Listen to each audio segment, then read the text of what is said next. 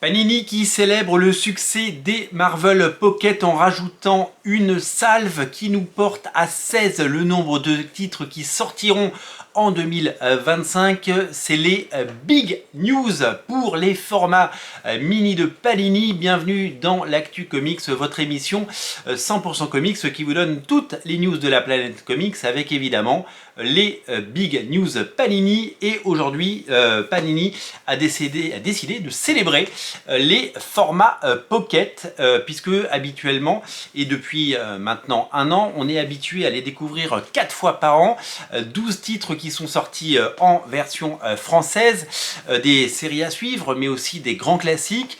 Et bien sachez que pour 2025, c'est pas 12 mais 16 titres qui vont sortir. Panini a décidé de rajouter des titres et en plus des collections à suivre comme Ultimate Spider-Man ou Civil War ou le Daredevil de Frank Miller, et bien ce sont 4 incontournables qui en avril vont venir rejoindre les rangs du Pocket, non seulement pour célébrer le succès mais pour asseoir ce succès. Il faut savoir que le format Pocket est un phénomène et il faut savoir que les ventes sont totalement folles. J'ai évoqué évidemment les ventes de The Boys, dont le premier tirage est déjà épuisé, plus de 15 000 exemplaires, c'est déjà retiré.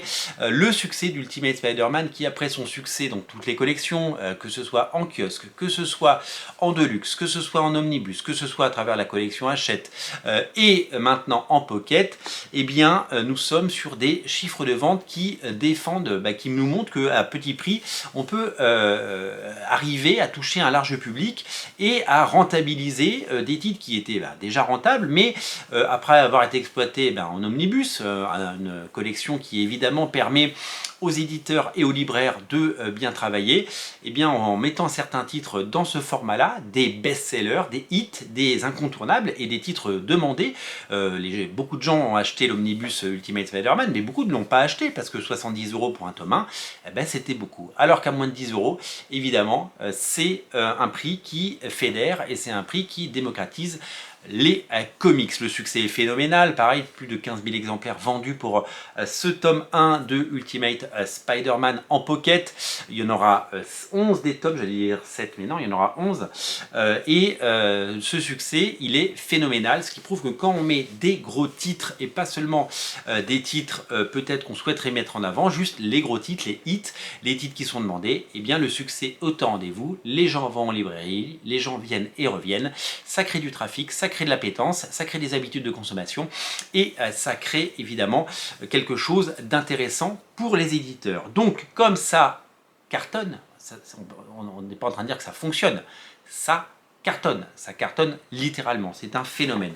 Comme ça cartonne, eh bien ils ont décidé de nous rajouter une vague et donc on va avoir une vague en avril et cette vague va être composée de plusieurs titres évidemment et on a le nom de ces titres. Alors ça commence évidemment par un Old Man Logan, le phénomène qui est sorti dans à peu près toutes les collections, c'est disponible en must-have, c'est disponible en deluxe, moi j'ai le deluxe en VO depuis plus de 15 ans maintenant.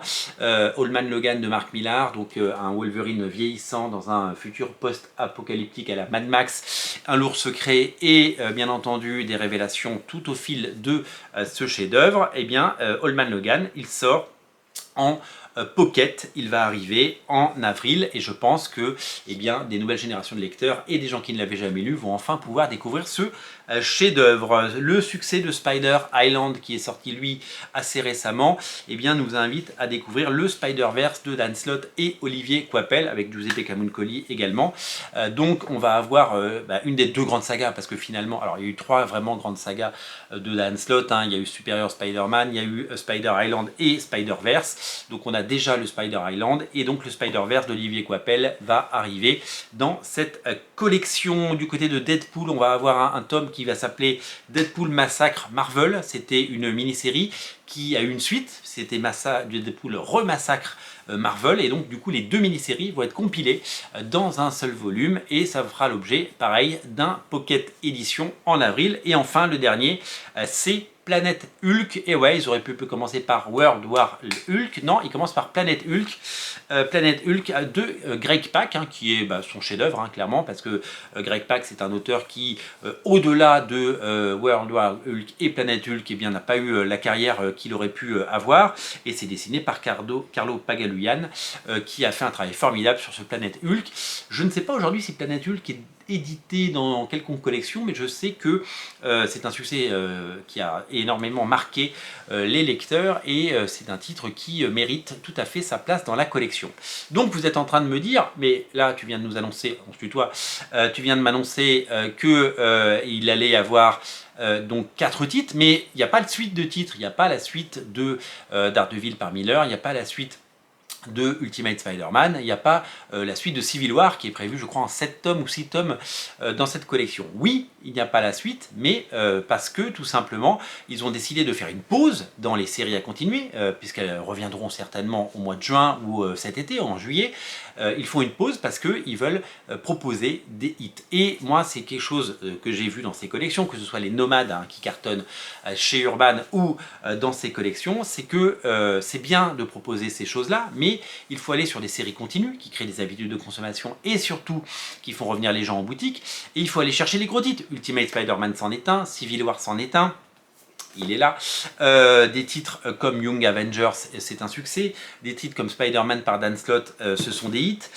Évidemment, All Man Logan, c'est un carton total. Donc, allez mettre les titres de qualité, les titres qui marchent, les titres qui font venir les gens, les titres qui sont susceptibles de se vendre à 10, 20, 30 000 exemplaires, eh bien c'est la solution. Et Urban l'a aussi compris en proposant, vous le savez, depuis quelques semaines, même depuis la fin de l'été, son Batman Silence, et en proposant des salves sur Superman avec des titres de qualité dès janvier 2025. Ce sont des titres, que les gens ont envie de lire. C'est pas juste des titres déjà amortis, sans intérêt, comme on peut le voir parfois dans les collections Carrefour, ou dans d'autres collections avec des vieilleries qui sont recyclées. Non, là on vise les gros titres. Évidemment ça peut pénaliser ensuite les ventes des Deluxe ou des autres collections, mais la garantie du succès elle est prouvée, puisque le succès est au rendez-vous. Les ventes sont là, et c'est un véritable phénomène, puisque il y a bien entendu des lecteurs qui s'y retrouvent, des gens qui sont contents, des lecteurs satisfaits, puisque vous êtes demandeurs de petits prix, et aujourd'hui on l'a dit, les pockets et les nomades remplacent malheureusement, heureusement pour les fans, mais malheureusement parce qu'on n'a plus de kiosques et tout le monde est nostalgique des kiosques, donc ça remplace de la plus belle des façons les kiosques, et ça permet évidemment à des gens de pouvoir lire des comics, démocratiser, populariser, démocratiser, rendre disponible, j'ai dit 2 fois démocratiser, mais vraiment ça permet d'étendre et de faire agrandir cette assiette, parce que la clé depuis toujours c'était d'avoir des comics évidemment les plus populaires qui soient, avec des bouquins à 30 ou 32 euros c'est compliqué, mais avec des bouquins à 10 balles ça devient possible, et tout devient possible. Et on se rend compte, parce que avant il y avait des fascicules à 7,50 €, mais les fascicules à 7,50 € ils ne se vendaient pas à 10 000 exemplaires, alors que là on a des pockets, on a des nomades qui se vendent à plus de 10 000 exemplaires, certains à plus de 20 000, et donc à ce prix-là, c'est rentable pour l'éditeur, et à ce prix-là, eh bien, ça recrute du lecteur, et ça, c'est formidable. Donc on se félicite de ce succès, bravo Panini, bravo Nomade, parce que la concurrence a du bon, puisqu'ils se tirent la bourre pour proposer les meilleurs titres. Et bravo pour toutes ces initiatives. On était tous perplexes quand les pockets ont été lancés. On disait il n'y a pas de PLV, il n'y a pas de mise en avant dans les magasins, les libraires doivent se débrouiller. Et bien, le succès a été au rendez-vous. Vous trouvez ces bouquins-là aujourd'hui dans des librairies qui ont un petit rayon BD, un petit rayon comics. Et bien, ils les ont, ces bouquins, ils les vendent, ils les mettent en avant. Et puis ce sont des bouquins qui arrivent à rentrer dans des endroits où il n'y avait pas forcément de comics avant. Donc l'histoire est en marche pourvu que ça dure, et pourvu qu'on ait plein de salves et plein de comics à découvrir dans les prochains mois. Merci à tous d'être aussi nombreux à regarder Radio Comics. Merci d'être aussi nombreux à vous abonner. Pensez à vous abonner pour rejoindre ces grandes émissions, et toutes ces news, toutes ces big news Panini qui vous réjouissent de jour en jour. Merci à tous, je vous dis à très bientôt, et abonnez-vous, et comme ça on se revoit demain ou tout à l'heure, ou à midi il y a une émission par exemple, je vous invite à la regarder, elle va être super, vous allez voir, c'est un jour un comics, et ce soir on se retrouve pour un page à page, c'est ça Radio Comics, c'est 3 émissions par jour, donc rejoignez-nous, vous allez voir, on s'amuse bien, et on parle comics toute la journée. Salut!